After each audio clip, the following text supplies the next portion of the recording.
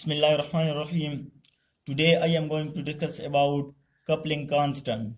So when there is splitting in NMR spectra, as a result we obtain signal like that. This is called doublet. This is called doublet peak. And also we obtain signal like that. This is called triplet. This is called triplet peak. So coupling constant can be defined as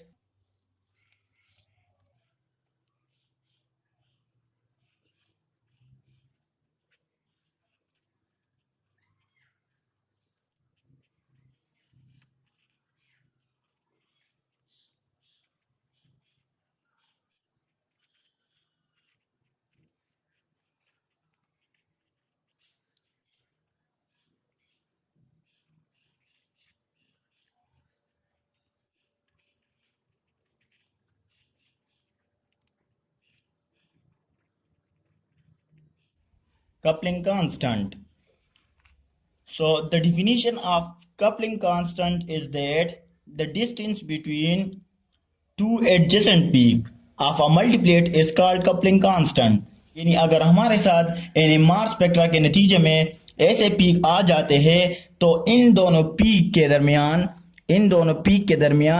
मतलब ये एक peak हो गया और ये दूसरा, तो इन दोनों पीक के दरमियान जो डिस्टेंस होता है इसको हम कहते हैं कपलिंग कांस्टेंट। इसको हम क्या कहते हैं? Coupling constant. इसी तरह अगर डबलेट की बात हम करें तो ये एक पीक हो गया और ये दूसरा, इन दोनों के दरमियान जो डिस्टेंस है इसको हम कहते हैं कपलिंग कांस्टेंट। अब हम कपलिंग कांस्टेंट की एक्सप्लेनेशन में जाते हैं।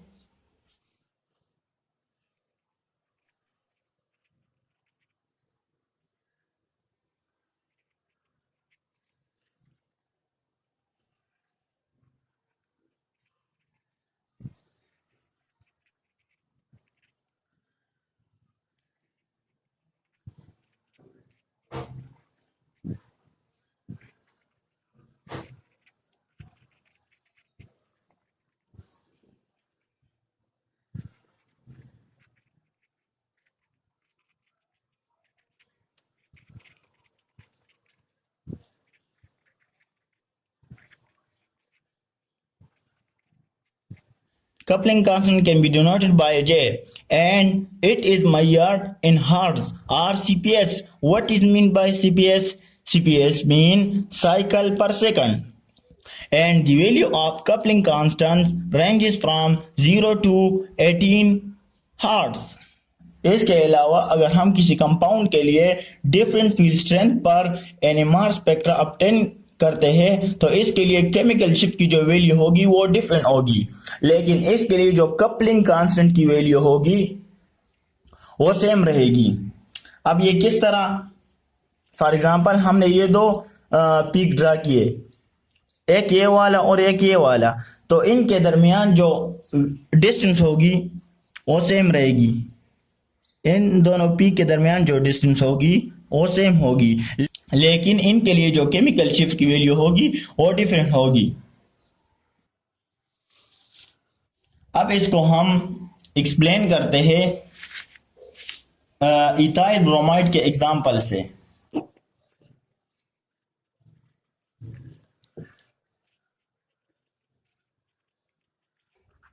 इथाइल ब्रोमाइड, तो इथाइल ब्रोमाइड में हमारे साथ two type of proton present होते हैं। एक सेट प्रोटॉन का ये हो गया और दूसरा सेट ये हो गया। इसको हम कहते हैं मिथाइलिन प्रोटॉन और इसको हम कहते हैं मिथाइल प्रोटॉन।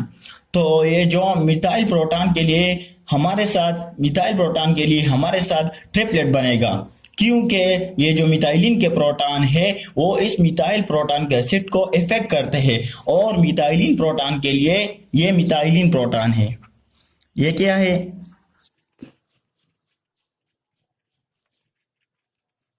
Methylene proton. और ये जो मिथाइलिन के प्रोटॉन है इसके लिए हमारे साथ क्वार्टेट बनेगा। क्योंकि ये जो मिथाइल प्रोटॉन है ये इस मिथाइलिन के प्रोटॉन को अफेक्ट करते हैं। अब मिथाइलिन ग्रुप के जो प्रोटॉन है वो मिथाइल ग्रुप के प्रोटॉन के साथ कपलिंग शो करेंगे। इसी तरह मिथाइल ग्रुप के जो प्रोटॉन है वो मिथाइलिन प्रोटॉन के साथ कपलिंग शो करेंगे और इन दोनों के दरमियान जो कपलिंग कांस्टेंट होगा वो 7 हर्ट्ज होगा। 7 हर्ट्ज इन दोनों के दरमियान जो कपलिंग कांस्टेंट होगा वो 7 हर्ट्ज होगा, लेकिन इनकी जो केमिकल शिफ्ट की वैल्यू होगी वो डिफरेंट आएगी। मिसाल के तौर पर हमारे साथ जो CH2 की वैल्यू होती है, केमिकल शिफ्ट की वैल्यू होती है वो CH3 से डिफरेंट होती है, लेकिन कपलिंग कांस्टेंट की वैल्यू सेम होती है दोनों के लिए। यानी इन दोनों, ये जो हमने यहाँ पर ड्रा किए ये दोनों पी, इन दोनों के दरमियान जो मिसाल के तौर पर ये एक पीक हो गया और ये दूसरा पीक हो गया क्वार्टेट के लिए और ये चौथा, तो इनके दरमियान जो वैल्यू होगी कपलिंग कांस्टेंट की वो सेम रहेगी, लेकिन इनकी केमिकल शिफ्ट की वैल्यू डिफरेंट रहेगी। अगर मिथाइल प्रोटॉन के लिए 1.83 होती है तो मिथाइलिन प्रोटॉन के लिए 3.23 होगी, लेकिन इनकी जो कपलिंग कांस्टेंट की वैल्यू होगी वो 7 हर्ट्ज रहेगी। अब जो मिथाइल प्रोटॉन के लिए ट्रिपलेट बनता है और मिथाइलिन प्रोटॉन के लिए क्वार्टेट बनता है, इसके लिए केमिकल शिफ्ट की वैल्यू अलग अलग होगी, यहाँ पर हमने लिखी भी है, और इनके लिए जो कपलिंग कांस्टेंट की वैल्यू होगी वो सेम रहेगी। अब कपलिंग कांस्टेंट का जो इंपॉर्टेंस है वो क्या है, अगर दो सेट के लिए जे की वैल्यू सेम आती है तो इसका मतलब ये है इसके दरमियान स्पिन स्पिन कपलिंग यानी स्पिन स्पिन कपलिंग वाक़या होती है। जे की वैल्यू की बेसिस पर हम पता लगा सकते हैं कि कौन से प्रोटॉन एक दूसरे के साथ कपलिंग शो करते हैं, यानी जिन प्रोटॉन के लिए जे की वैल्यू सेम आती है तो हम इससे अंदाजा लगा सकते हैं कि इनके दरमियान कपलिंग कांस्टेंट वाक़या होगी। कपलिंग कांस्टेंट किसी भी कंपाउंड के स्ट्रक्चर को डिटरमाइन करने के लिए वेरी यूजफुल इंफॉर्मेशन प्रोवाइड करता है। अब कपलिंग कांस्टेंट को हम शॉर्ट हैंड नोटेशन से भी रिप्रेजेंट करते हैं।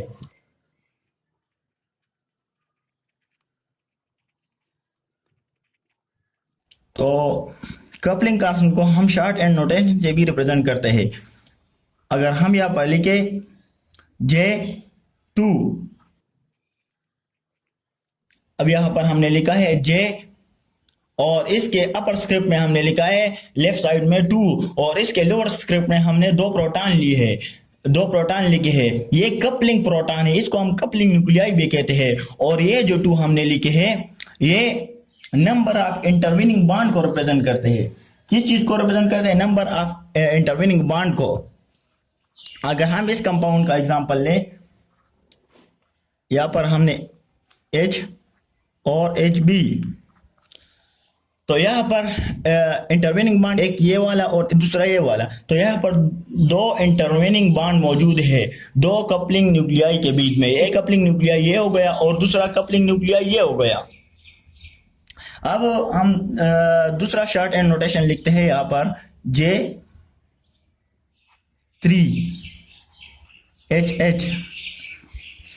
तो इसके लिए जो हम एग्जांपल लेते हैं वो है कार्बन,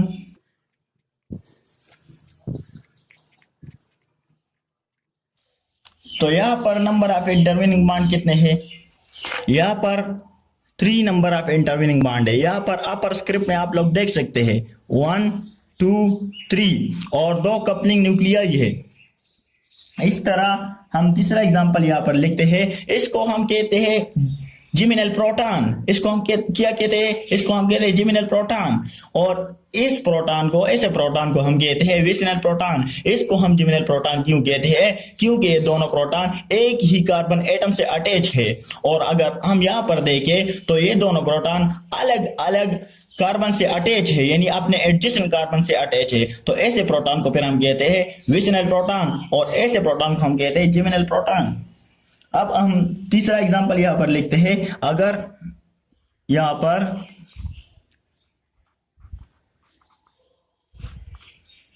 तो इसके लिए एग्जांपल हमारे साथ हो जाएगा,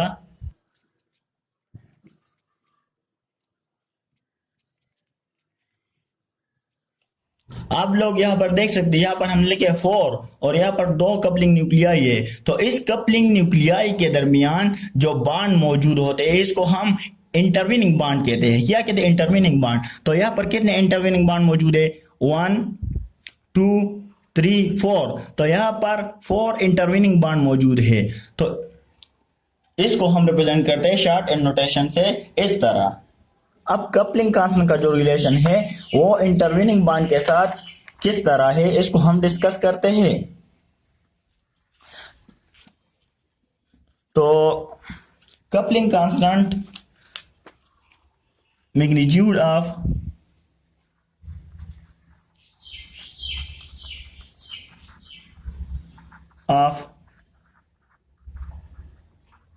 coupling constant is in inverse relation with number of intervening bond।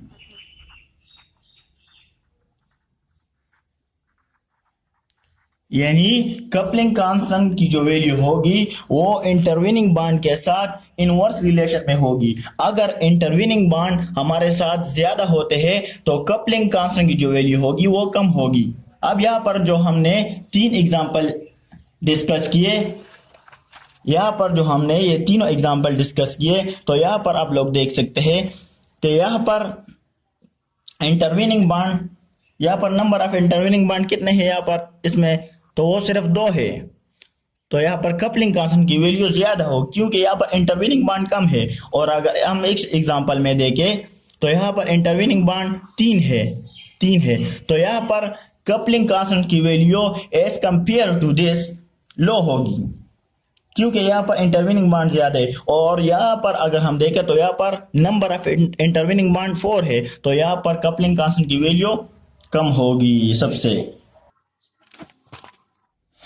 First factor तो हमने डिस्कस कर लिया कि इंटरवीनिंग बांड कपलिंग कांस्टेंट को किस तरह इफेक्ट करते हैं। अब हम डिस्कस करते हैं डाइहेड्रल एंगल।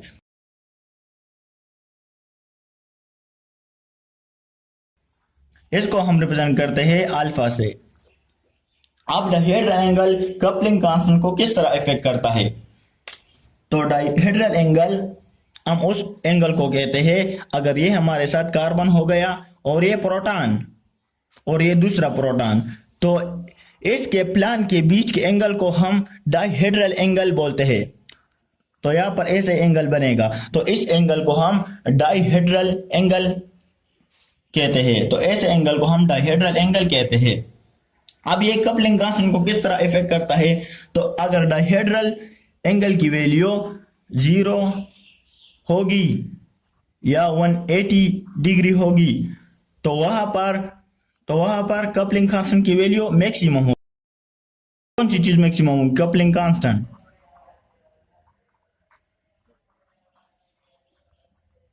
और अगर डाइहेड्रल एंगल की वैल्यू 90 डिग्री होगी तो वहां पर कपलिंग कांस्टेंट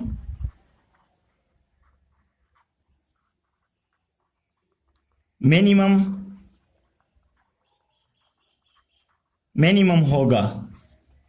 तो इस रिलेशन को हम कार प्लस कर्व से एक्सप्लेन करते हैं।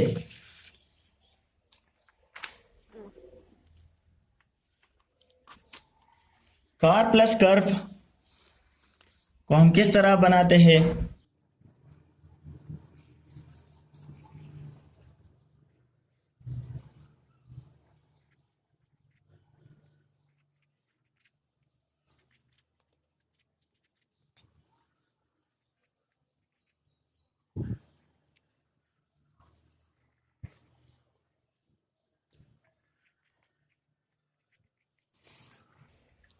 तो ये हो गया हमारे साथ कार प्लस कर्व। ये क्या हो गया?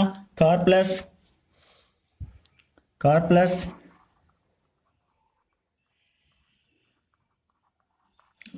कर्व।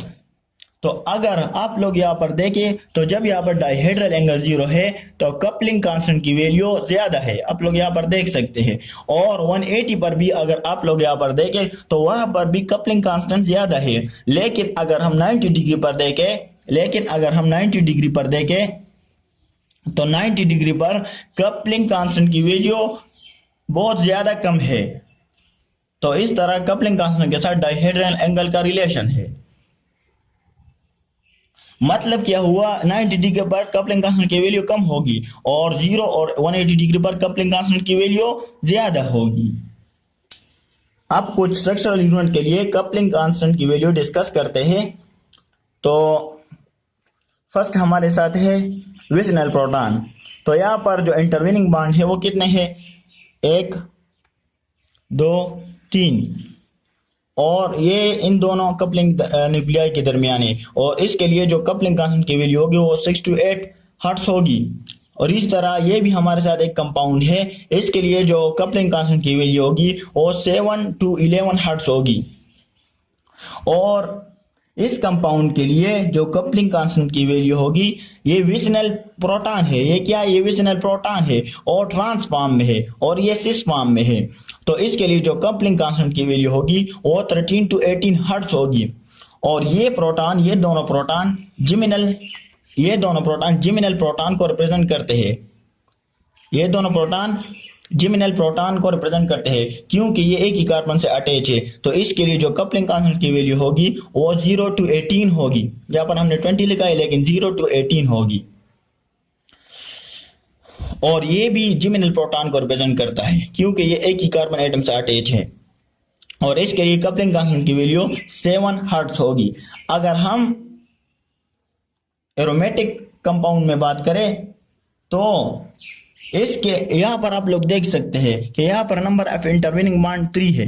तो यहाँ पर हमने 3 लिखा है और 2 कपलिंग न्यूक्लियाई के दरमियान है। तो इसके लिए जो कपलिंग कांस्टेंट की वैल्यू होगी वो 6 to 10 हर्ट्ज होगी। इस तरह ये हमारे साथ मेटा पोजीशन पर अटैच है और ये पैरा पोजीशन पर। तो इनके लिए जो कपलिंग कांस्टेंट की वैल्यू होगी वो 1 to 4 हर्ट्ज। और इसके लिए इस कंपाउंड के लिए जो पैरा पोजीशन पर अटैच है, इसके लिए कपलिंग कांस्टेंट की वैल्यू 0 to 1 हर्ट्ज होगी। तो यहाँ पर हमने कुछ कंपाउंड के लिए कपलिंग कांस्टेंट की वैल्यू डिस्कस की है।